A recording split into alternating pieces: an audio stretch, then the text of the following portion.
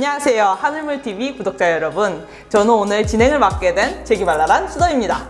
네, 오늘은 대한민국 빗물 박사, 대한민국에서 빗물에 대해서 가장 많이 알고 계신 한무영 교수님을 한번 모시고 대화를 나눠보려고 합니다. 안녕하세요, 교수님. 안녕하세요. 네, 저희가 지금 오늘 빗물에 대해서 이야기를 해볼 거잖아요. 네.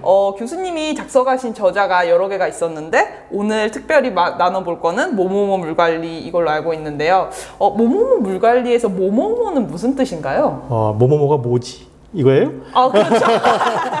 네. 뭐가 세 개인데 네. 하나는 모든 물을 관리하자. 모든 물을 관리하자. 모두가 관리하자. 모두가 관리하자. 모두를 위해서 관리하자. 이거 어디서 조금 들어본 것 같은데. 옛날에 링컨 대통령이 비슷한 얘기를 했죠. 거기서 나온 네. 그거군요. 네. 그런 좋은 뜻이 있었네요. 교수님이 작성하신 저자가 또 뭐뭐뭐 물관리뿐만 아니라 하늘물을 모아봐요. 이렇게 그다음에 지구를 살리는 하늘물 이렇게 있는 걸로 알고 있는데요. 여기서 나오는 하늘물, 저희 TV 이름도 하늘물 TV인데 하늘물은 또 무슨 뜻이죠? 글자 그대로 네. 하늘에서 떨어지는 물. 네. 사실 빗물이 바로 하늘물이거든요. 그렇죠. 근데 사실 빗물에 대해서 사람들이 오해를 가지고 있어요. 가장 소중하고 네. 또 존경해야 될 물인데 이걸 빗물이라고 생각하니까 다 버리는 거예요. 그렇죠. 그래서 생각을 바꾸게 하기 위해서 하늘에서 떨어지는 아주 소중한 물인데 그것을 이름을 하늘물이라고 바꾸자. 그리고 네. 이제부터 그 하늘물을 존경하면서 잘 모아서 잘 활용해서 우리 기후위기에 대응하자 하는 뜻으로 빗물을 하늘물이라는 이름으로 바꿨습니다. 네. 그러면은 제가 몇 가지 질문을 준비를 했거든요. 쉬운 걸 해주세요. 당연히 쉬운 거. 근데 그러면은 교수님 혹시 비 하면은 떠오르는 그런 것들이 있을까요? 비요? 네, 비. 김태희? 김태희가 여기서 왜 나오죠? 아니면 뭐 싹쓸이도 생각나고. 혹시 교수님 말씀하시는 비는 저희가 알고 있는 그 비인가요? 남자비입니다. 남자비요. 네. 비가 성별이 있다는 건 오늘 처음 알았어요. 그럼 혹시 교수님도 요새 뜨는 그 깡 알고 계신가요? 싹쓸이는 보는데 깡은 아직 몰라요. 그런가요? 나중에 기회가 되면 교수님이 한번 깡을 쳐보는 것도 나쁘지 않을 것 같네요. 네.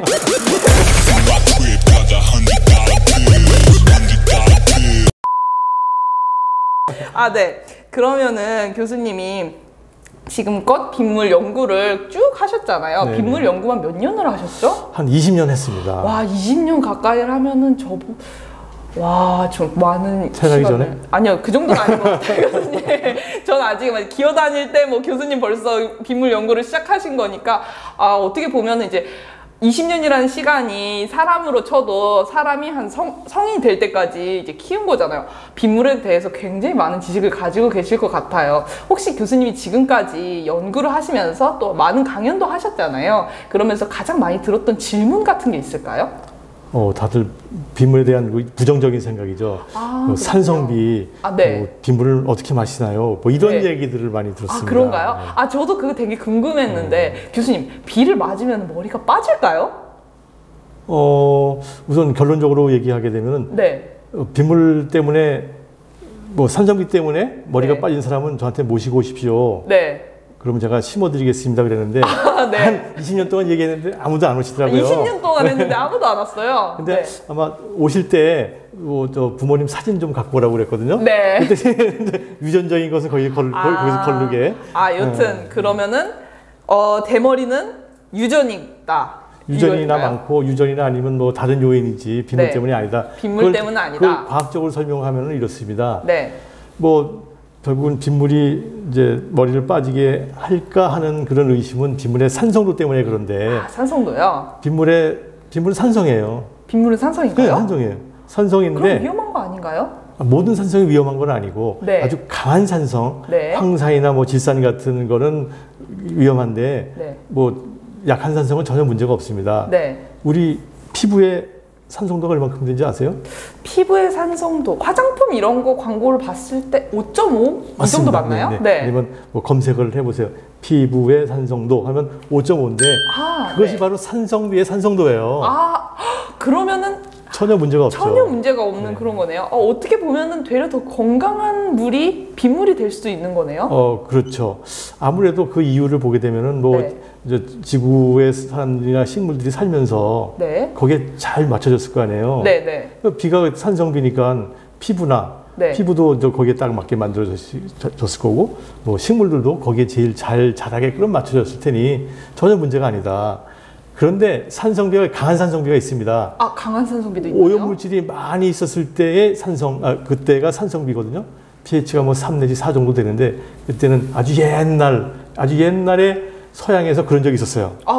산업혁명이 일어나가지고 막 공장에서 굴뚝에서 시커먼 연기가 나오고 그러다 보니까 그게 산성비가 돼가지고 뭐 굉장히 많은 나쁜 점이 있었었는데, 그런 적이 있었었는데 지금은 그런 게 없죠. 그건 다 과거의 이야기다. 우리나라도 1960년대에 막 공업 발전할 때 그러한 문제가 있었긴 있었는데 그 문제가 있어서 그걸 제거하는 시설을 집어넣고 또 법으로 그걸 내면 그걸 그렇게 오염물질이 나오면 안 되게끔 돼 있기 때문에 지금은 그런 일이 없다. 그래서 산성비의 피해는 아주 옛날에 역사적으로 한번 있었던 일이다라고 생각하면 됩니다. 산성비의 피해는 옛날의 이야기다. 하지만 교수님, 요새 환경 문제 중에서 산성비 말고 문제가 되는 이슈가 되고 있는 게 이제 미세먼지 문제잖아요. 그럼 미세먼지는 문제가 없을까요? 뭐 우리가 물을 어디에 쓸 것이냐에 따라 다른데 모아가지고 뭐 화장실 용수나 아니면 청소 용수 쓰는 데는 뭐 미세먼지 있어도 전혀 문제가 없고 또 마신다고 그랬을 때 뭐 우리가 비 올 때 미세먼지 있는 비를 하고 입을 벌리고 먹는 건 아니잖아요. 그렇죠. 그걸 모아서 처리를 해서 마시는 거니까 전혀 문제가 없어요. 사실 강물을 보세요. 강물에 오기 전에 얼마나 많은 지저분한 게 들어왔겠습니까? 그럼에도 불구하고 잘 처리해서 음용수 수질 기준에 맞는 물을 만들 수 있는 것처럼 미세먼지 있어도 전혀 문제가 없다. 맞아도 상관이 없을까요?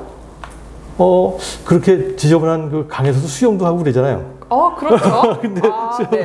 근데도 피부에 문제가 없는 걸 보면은 전혀 문제가 없습니다. 그럼 빗물을 충분히 마실 수 있다, 이런 말씀이신가요? 나더러 또 밖에 나가서 이렇게 입 벌리고 있으라고. 근데 그렇게 물어보지 마시고. 저는 이제 반문을 합니다. 빗물을 마실 수 있냐고 물어봤잖아요. 그럼 나는 물어봐요. 그럼 강물을 마실 수 있어요? 강물이요? 그냥 마실 수는 없을 것 같은데요. 처리해야죠. 처리해야 되죠. 네, 맞아요. 빗물도 처리해야 됩니다. 그래서 이제 질문을 그렇게 하지 마시고, 자, 빗물과 강물이 있습니다. 이걸 처리해서 마시고자 하는데 어느 게 더 싸게 먹힐까요? 가격이요? 어떤 게 더 싼가요, 교수님? 자, 그러면 물의 성물을 보게 되면은 빗물은 비가 지붕에 떨어져 가지고 내려와서 모을 때까지 마일리지가 짧아요. 그래서 여기 들어올 수 있는 거는 뭐 먼지, 황사 문제, 그리고 뭐 새똥 정도는 있을 수 있죠. 새똥이요. 근데 강물은 그런 물 포함해서 뭐 공장 폐수, 뭐 사람의 인분 이런 거 다 섞여 가지고 오기 때문에 마일리지가 길어요. 그래서 마일리지가 길기 때문에 더 오염물질이 많고. 자, 그럼 질문 다시 합시다. 마일리지가 긴 강물을 처리해서 먹을 때까지 처리하는 데 드는 비용과 마일리지가 짧은 빗물을 처리하는 데 드는 비용이 어느 게 더 싸게 맥힙니까? 그러면 정답! 빗물입니다. 그러니까 빗물 마실 수 있어야에 대한 답은 이렇게 쉽게 설명할 수 있습니다. 그렇군요. 굉장히 명쾌하게 답을 해주신 것 같아서 즐거웠습니다. 그리고 하나 더 여쭤봐도 될까요? 그러면은 빗물을 마실 수 있다고 했는데요. 빗물을 여러 가지 방법으로 다르게도 적용해서 마실 수가 있을까요? 맛있게 마시는 팁 뭐 이런 거 있을까요? 우선 원료가 좋으니까요. 뭘 만들어도 맛있지 않겠어요? 그래서 어느 분들이 이제 맥주를 만들어 봤어요. 맥주요? 굉장히 맛있더라고요. 그렇군요. 그리고 뭐 막걸리도 만들고 그걸로. 그리고 어떤 데는 이제 생수도 만들기도 하고. 그리고 제일 최근에 빗물을 너무 좋아하시는 분들이 있는데 꽃차를 만드시는 분. 꽃차요? 꽃을 우려내 가지고 색깔을 뭐 파란색, 노란색, 빨간색 이렇게 만드는 분들이 있는데 그분들을 한번 오셔가지고 빗물로 차를 만들려고 그랬더니 깜짝 놀라는 거예요. 이렇게 예쁘게 색깔이 나온다.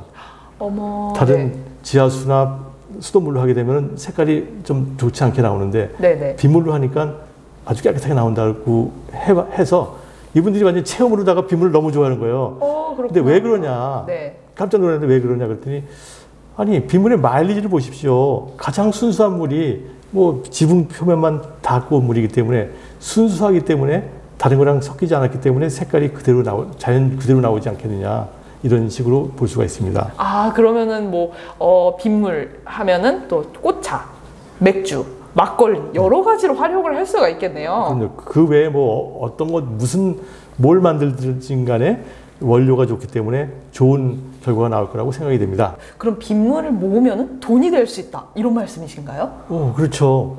사실 빗물을 모아가지고 이걸 허드렛 물을 쓰든지 아니면 마시든지 하는데 그렇게 되면은 사실 서울에서 있는 수돗물은 팔당에서부터 오잖아요. 그렇죠. 팔당에서 강에 있는 물을 퍼가지고 처리하는데 에너지 들고 또 펌프에서 여기까지 오는데 에너지 들고 또 관로 유지 관리 비용도 들고 그러는데 지붕에 떨어지는 빗물을 받아 쓰게 되면 그런 걸 안 해도 되잖아요. 그렇죠. 그리고 또 이제 수질이 굉장히 좋으니까 조금만 처리하게 되면은 그 제일 좋은 수돗물을 만들 수 있는데 사실 수돗물이라는 것은 팔당에서 오기 때문에 그게 그 위에 뭐가 있었을까 얘기하게 되면 아주 이상한 것도 많이 있을 거고 네. 물론 잘 처리했지만 이거는 그런 것들이 묻어본 적이 없는 물이니까 가장 깨끗하고 안심할 수 있는 안전한 물이 될 수 있지 않겠냐 이렇게 생각합니다. 요새 그 많이 서울, 인천 쪽에서 많이 터지고 있는 그런 빨간물이라든지 그런 거 문제도 어떻게 보면 빗물로 해결을 할 수가 있는. 그렇죠. 빨간물은 도중에 관로에서 녹이 나와서 나온 물이기 때문에 네.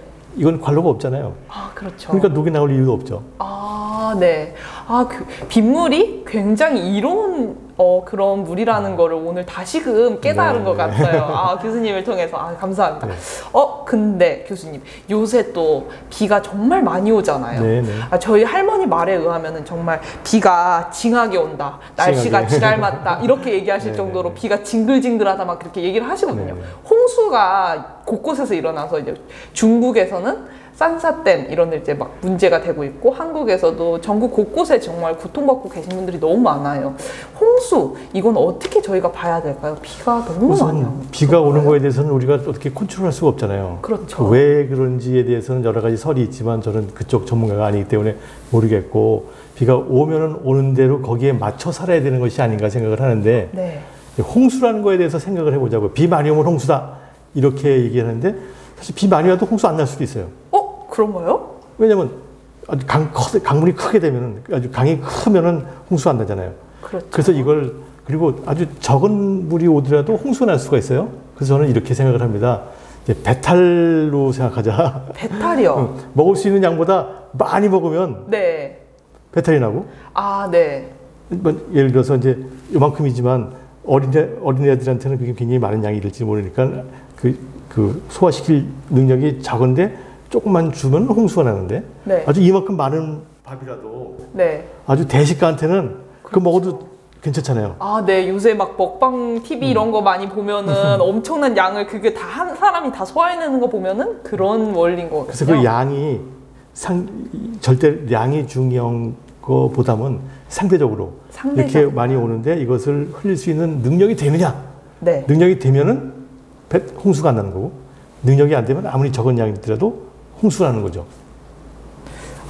그렇군요. 근데요, 교수님. 홍수라는 거는 지금도 있고 옛날 과거에서도 있었던 일이 홍수잖아요. 그렇죠. 근데 요새 최근에 들어서 이게 조금 더 강하게 좀 빈도도 잦고 또 강도도 좀 더 센 그런 이제 폭우라든지 그런 게 좀 더 많아졌거든요. 이게 요새 전문가들이 생각을 했을 때도 이거는 자연적인 문제만 있는 것이 아니고 조금 인간의 인재이다 이렇게도 얘기를 하거든요. 이거에 대해서는 교수님 어떻게 생각하세요? 우선 쉽게 설명할까요? 어렵게 생각할까요? 저희 이제 TV를 구독해 주실 분들이 아무래도 이제 젊은 연령을 하고 있기 때문에 쉽게 해주시면 좋을 것 같아요. 네. 사실 아까 말씀드린 것처럼 흘릴 수 있는 능력보다 더 많이 와서 그렇다. 네. 그건 이해되죠. 그렇죠. 근데 왜 많이 올까? 왜 많이 오는 이유는 두 가지가 있어요. 네. 하늘에서 떨어지는 빗물이 많이 와서 네. 사실 요새 500mm 정도 오는 건 굉장히 많은 거거든요. 사실 그렇지만 또 과거 역사를 보면 그보다 더 많이 온 적도 있었지만은 또 500mm 되면 많은 건데 근데 이거는 우리가 어쩔 수가 없어요. 네. 그런데 비가 오게 되면 내려갈 수 있는, 흐릴 수 있는 그 표면에 따라서 흐르는 양이 다르거든요. 예를 들어서 잔디밭이나 녹지 같은 경우는 10이라는 비가 오게 되면은 한 7 정도는 땅 속으로 들어가고 한 3 정도만 내려가거든요. 네. 이걸 조금 유식하게 얘기하면 유출계수라는 단어를 씁니다. 네, 유출계수요. 그러니까 10이 왔는데 3만 내려가면은 0.3. 0.3. 근데 녹지를 갖다가 콘크리트나 아스팔트로 바꾸게 되면은 아니면 뭐 쉽게 얘기하면 비닐 장판으로 덮었다고 치자. 네. 그러면 10이라는 비가 오게 되면 10이 다 내려가죠. 네, 그렇죠. 그러면 유출계수가 1이 되는 거예요. 아, 그렇게 되는군요. 그래서 그 유출계수라는 걸 잘 이용하게 되면은 자, 녹지가 있었는데 거기 그 개발을 해서 지붕을 만들고 아스팔트로 하게 되면은 0.3만 10이었을 때 3만 내려가던 물이 9가 내려가는 거예요. 네. 그러면 똑같은 비가 오더라도 내려가는 물의 양은 3배나 더 많이 나가는 거예요.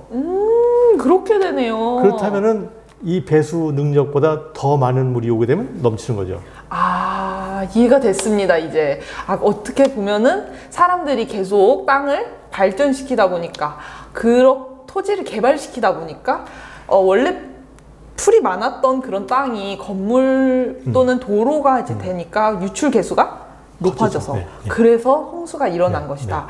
그러면은 교수님, 이거를 도로가 저희가 없는 땅을 자동차로 달릴 수도 없는 거고 사람이 살아야 되기 때문에 건물을 계속 지어야 된단 말이죠. 그렇죠. 그럼 그거를 해결할 수 있는, 좀 개선할 수 있는 방법은 없을까요? 예를 들어서 건물을 만들었을 때 이전엔 3 정도 내려가던 것이 건물 때문에 9가 내려간다면 그것을 건물 짓는 사람의 책임으로 그 6 정도를 잡아놓자. 6 정도를 잡아놓자. 네. 지붕에서 떨어진 빗물을 지하나 아니면 지상에 빗물 저금통을 만들어서 채워놓는 거예요.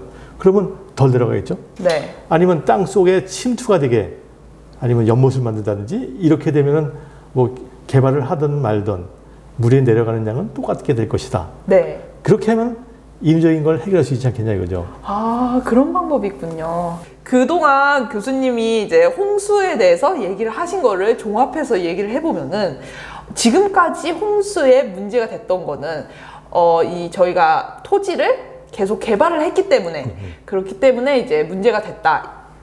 아까 얘기했던 그 유출계수가 높아졌기 때문에 지금 홍수가 점점 문제가 되고 있다. 그래서 지금 대안하고 있는 방법은 집중형 그런 댐, 또 그런 홍수 방지, 홍수 통제 시설 같은 거를 들 수가 있는데, 그거보다는 집중형 말고 분산형인 그런 말고가 아니고 집중형에 보완해서 집중형을 보완해서 분산형으로 많이 만들자. 아, 이런 방법을 그렇군요. 역시 빗물 박사님이시라서 조금 생각하는 방법도 좀 다르신 것 같아요. 이해가 잘 됩니까? 아, 너무 잘 됐어요. 학생이 더 좋아서, 실력이 좋아서. 아, 굉장히 짧은 시간 대화를 나눴는데 이제 빗물에 대해서도 알아볼 수 있었고, 또 홍수에 대해서 어떻게 대처를 해야 되는지도 조금 이해가 됐는데요. 혹시 교수님, 이런 홍수에 대해서 이제 지금 많이 겪고 있는데, 이 홍수에 대해서 그런 이제 국가적인 그런 큰 게 말고 좀 개인이 할 수 있는 그런 좀 실천 방안도 있을까요? 우선 홍수의 원인을 알았잖아요. 네. 원인은 자연적인 요인, 비가 많이 와서 그렇고 또 유출계수가 많아서 그런 건데 자연적으로 비가 많이 오는 거에 대해서 우리가 어떻게 컨트롤할 수가 없어요. 그렇지만 유출계수가 많아지는 거는 컨트롤할 수가 있다.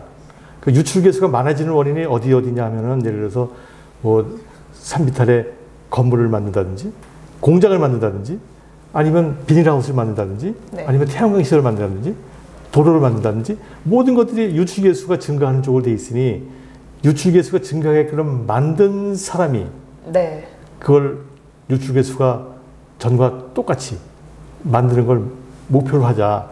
그걸 의무화를 하자. 그래서 사실은 외국 같은 데서, 독일 같은 데서는 그렇게 되면은 그 유출 때문에, 개발 때문에 더 추가로 나가는 거에 대해서는 돈을 내게 돼 있어요. 돈을 내기 싫으면 빗물 저장 시설을 만들어라. 아주 합리적이라고 생각이 됩니다. 그래서 유출계수, 개발에 의해서 증가되는 유출계수를 본인 스스로가 줄이는 방법을 하자. 예를 들어서 혹시 광명역 가봤어요? KTX요? 광명역이요. 굉장히 아주 그냥 지붕이 예쁘잖아요. 그렇죠. 지붕 면적이 축구장 10배 정도 되는 것 같아요. 네. 거기 빗물이 다 떨어지는 거예요. 그 그대로 모아서 모여가지고 하수로 가서 뭐 환경으로 가겠죠. 그렇죠. 근데 광명역이 생기기 전에는 그러지 않았었는데. 네, 그렇죠. 그러니까 유출개수가 증가한 거죠. 맞습니다. 유출개수 증가한 광명역에서 그 물을 잡아주라. 잡아주면 홍수를 방지할 수 있고 그 넓은 지붕에서 떨어지는 빗물을 잘 받아서 돈처럼 활용할 수 있을 것이다. 어떻게 보면은 비를 돈으로 활용할 수 있는 맞습니다. 기회네요. 네. 이게 사실 지금 모든 사람이 돈을 가지고 돈인 줄 모르고 다 버리고 나서 그냥 막 그 피해를 보는데 그렇지 말고 생각을 바꾸자. 그것이 바로 빗물 개념이고 하늘물 개념으로 바꾸자. 하늘에서 떨어진 빗물을 받아서 쓰게 되면 홍수도 방지할 수 있고 수자원도 확보할 수 있다. 뭐 이런 개념을 가지고 볼 수 있습니다. 굉장히 좋습니다. 이런 굉장히 유익한 말씀을 되게 나눠서 좋았는데요. 또 이제 마무리를 하기 전에 교수님이 또 우리 구독자 여러분, 오늘 첫 촬영이었는데요. 이런 구독자 여러분들께 하고 싶은 말씀이 혹시 또 있으실까요? 뭐 절대로 잊어버리지 않을 오늘 얘기를 다 한마디로 알고 또 남한테 알려줄 수 있는 그런 걸 딱 하나로 만들면 좋겠죠? 좋죠. 그런 게 있을까요? 그것은 빗물은 돈이다. 빗물은 돈이다. 하늘에서 돈이 떨어진다. 그러면 돈을 버리는 사람이 있을까요? 없을 것 같아요. 뭐죠? 그렇게 그러니까 빗물은 그렇게 돈처럼 소중한 물이기 때문에 다 모으도록 하자. 이것이 오늘의 그 집에 갈 때 꼭 생각해야 될 말씀입니다. 오늘 메시지는 빗물은 돈이다. 빗물은 돈이다. 너무 유익했습니다. 그러면은 저희 TV를 보면서 굉장히 많이 이제 하늘물에 대해서 또 교수님이 집필하셨던 책에 대해서 이야기를 계속 나눠볼 텐데요. 그럴 때마다 정말 유익한 시간이 많이 될 것 같아요. 저희 말고도 저희는 지금 비에 대해서 알고 있고 좀 많이 배우고 연구하고 있지만 이 TV를 통해서 많은 사람들이 이런 유익한 빗물에 대해서 하늘물에 대해서 이렇게 좀 좋은 이미지를 가졌으면 좋겠다라는 생각이 드네요. 네, 감사합니다. 감사합니다. 오늘 즐거웠고요. 다음에도 또 했으면 좋겠습니다. 감사합니다.